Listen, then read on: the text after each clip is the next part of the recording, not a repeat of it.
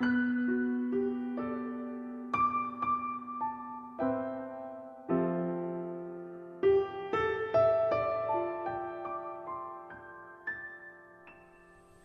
зажег свой костер, пламя вспыхнуло вдруг, и широкой волной разлилось вокруг, и рассыпалась мгла в беспредельную даль, с отягченной груди отгоняя печаль.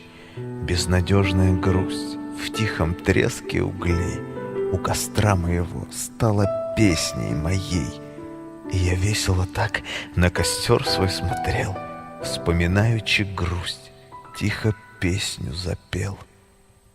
Я опять подо мглой, мой костер догорел, в нем лишь пепел золой от углей уцелел. Снова грусть и тоска мою грудь облекли, и печалью слегка веет вновь издали. Чую, будет гроза.